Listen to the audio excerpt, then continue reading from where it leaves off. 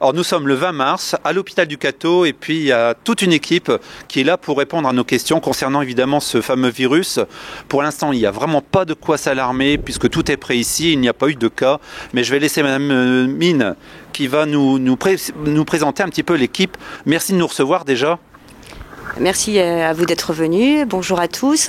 Donc voilà, nous, on souhaite effectivement vous apporter des messages pour et vous montrer que on a travaillé effectivement sur la prise en charge de ce virus au sein de notre établissement. Donc à mes côtés, je vous présente le docteur Colella Vincenzo, qui est président de CME de l'établissement, mais aussi chef de service d'hygiène du centre hospitalier de Cateau, mais également de celui de Cambrai.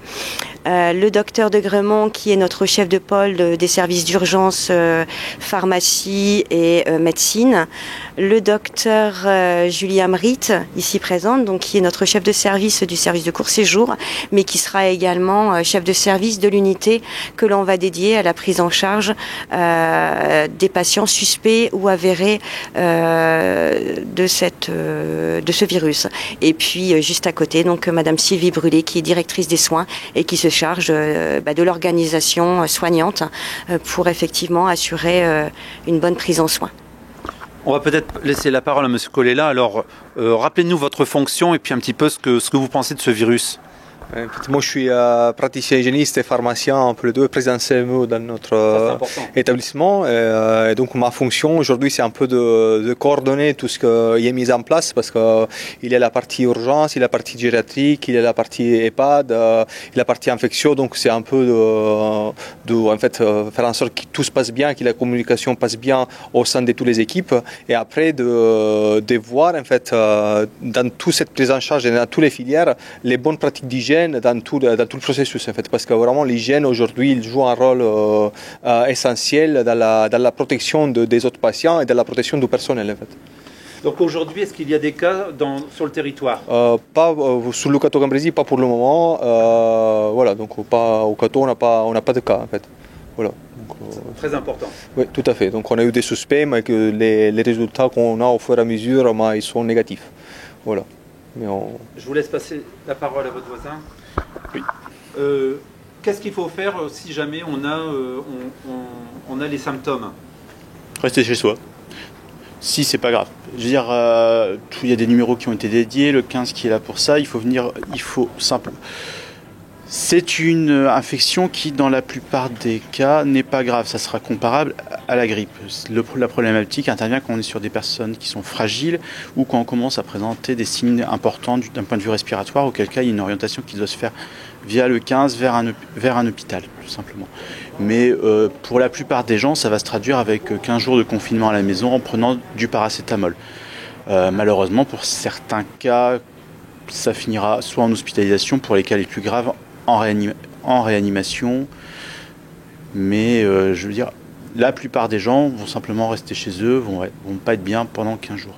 Mais ce qui nous embête, c'est les 2% qui vont rester, qui eux vont être hospitalisés, qui eux ont présenté des indications d'hospitalisation, voire d'aller en réanimation. Mais faut pas paniquer plus que ça.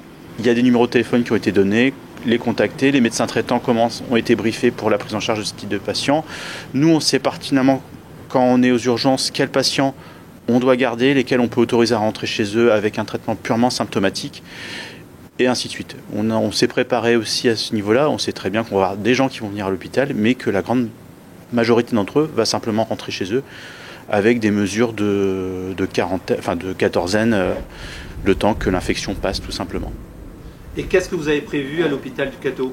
À l'hôpital du Cateau, on a commencé, tout d'abord, ça commence dès les urgences. En fait, les personnes qui présentent des symptômes compatibles avec cette infection sont pris à part, ne sont pas mélangées aux autres flux de patients. Ensuite, si nécessité d'hospitalisation sans indice de gravité important, ils sont orientés vers une unité dédiée. Si ça devient plus grave, ils sont soit hospitalisés dans l'unité de soins continus, quand c'est vraiment beaucoup plus grave, orienté vers un service de réanimation. Mais on a fait en sorte de séparer ces patients des autres patients, de façon à ce qu'il n'y ait pas de contamination croisée. Quels sont les tests qui sont faits envers les personnes qui éventuellement seraient susceptibles de l'avoir? Alors, il faut rappeler que la grande majorité des patients ne vont pas être testés parce qu'aujourd'hui, les recommandations sont de ne tester uniquement que les patients hospitalisés avec ou critères d'hospitalisation ou critères de gravité. Donc, comme le disait mon confrère le docteur Daigremont, la majorité des patients qui consulteront ou leur médecin traitant ou aux urgences ne seront pas testés. Donc, actuellement, les patients qui sont hospitalisés car suspects dans l'unité Covid, comme il a rappelé, on sépare vraiment les patients qui sont suspects ou confirmés des autres patients. Eux ont tous un test actuellement. Tous ceux qui arrivent dans cette unité ont et auront un test. Donc les premiers retours effectivement sont négatifs. Il y a 2 patients pour lesquels on attend les résultats. Mais du coup, au niveau des tests, nous arrivons pour l'instant à avoir les tests dans des délais qui sont pour nous très raisonnables. On espère que ça va pouvoir continuer à durer malgré la montée en charge des demandes de notre hôpital et des autres hôpitaux aussi. Et où est-ce que ces tests sont envoyés? À quel endroit? Alors nous travaillons avec notre laboratoire de ville, le laboratoire CELEM ici, qui a sa propre filière en tant que laboratoire privé et qui nous permet d'avoir les résultats rapidement. Donc après c'est lui qui gère, mais voilà, la filière est actée avec nous, notre biologiste qui est Monsieur CELEM. Donc tout est dans sa filière. Ensuite ça part dans sa filière, mais qui est efficace. Quel est votre rôle au niveau de l'hôpital? Alors nous, on réorganise ou on organise un peu plus les paramédicaux, toujours en collaboration avec nos médecins, puisqu'ils sont très aidants aussi dans ce domaine. Donc c'est retravailler certaines procédures, retravailler les flux, retravailler les organisations, venir renforcer les équipes dans certains domaines, que ce soit la rééducation, l'écoute. Là, on est en train de travailler sur une cellule psychologique, une cellule aussi de prise en charge plus sociale pour permettre aux patients après de les repréparer pour la sortie. Quoi d'autre? On travaille également sur l'hygiène. Là, les équipes souhaitent retravailler et puis être beaucoup plus polyvalents pour justement pouvoir répondre à la demande s'il y a un afflux à un moment ou à un autre. On est sur pas mal de choses là actuellement, mais on est prêt là. Bien sûr, on travaille effectivement en étroite collaboration avec la clinique et la radiologie. Ils font partie de nos réunions. Tout ce travail de réflexion se met en place avec vraiment toutes les équipes médicales, paramédicales, administratives. Enfin bref, c'est vraiment en totale transparence également auprès des équipes. Et ça, c'est aussi important. Je pense que vous aviez quelque chose à rajouter. Oui, mais déjà par rapport au travail, il y a un pôle de santé, donc c'est ce que disait la directrice des soins. Donc vraiment, on est en train de donner une réponse en tant que pôle de santé, pas en tant que centre hospitalier, radio ou clinique. Donc on essaie vraiment de se partager les tâches d'une façon la plus cohérente possible en fonction des capacités et des compétences de chacun. Et après, un petit dernier message pour les consignes d'hygiène aussi en ville. Donc parce que tout ce qui est hôpital, je vais éviter parce que c'est notre domaine, mais en ville, vraiment de garder les distances de sécurité d'un mètre. Voilà, de vraiment si on a l'atout de le faire sur l'épaule ou dans le coude, d'utiliser de l'usage unique pour si on a des signes respiratoires, c'est laver les mains ou faire un hygiène de main.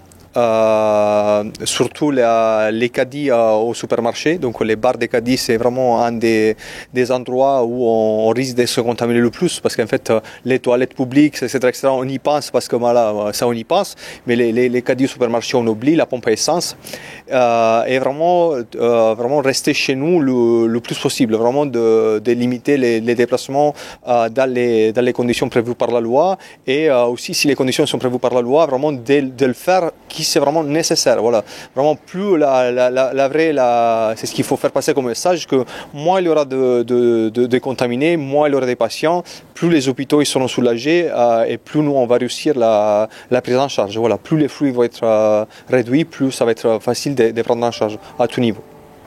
Voilà. Madame Mine. merci à tous. Donc pour conclure, voilà, moi je souhaitais juste insister sur la grande mobilisation que l'on a dans notre centre hospitalier, mais également effectivement sur cet ensemble de pôles de santé qui comprend la clinique, la radiologie, l'espace santé, nos médecins libéraux, les infirmiers de ville, le laboratoire. On est tous ensemble pour vous prendre en charge et investis dans cette mission avec la volonté de chacun de mettre à disposition ses compétences. Donc voilà, je tiens vraiment à remercier toute cette mobilisation que l'on a sur notre ville et sur notre territoire. Et effectivement, l'ensemble de mes personnels, mes médecins, le personnel administratif, logistique, technique, on travaille tous ensemble et pour vous assurer la meilleure prise en charge possible. Voilà, merci à tous. Merci beaucoup, puis je crois qu'au nom de tous, on vous remercie beaucoup. On ne va pas oublier les pharmaciens, les médecins, les infirmiers, bref, tout le corps médical qui est derrière vous. Hein, on leur tire notre chapeau, on les soutient moralement, et puis on espère que ça va passer vite, mais surtout, faites bien attention, respectez tout ce qu'on vous indique, 1 mètre, n'essayez pas d'aller vous promener régulièrement pour essayer de contracter ce virus, et puis on y échappera. Merci à vous. Bon courage et on vous soutient.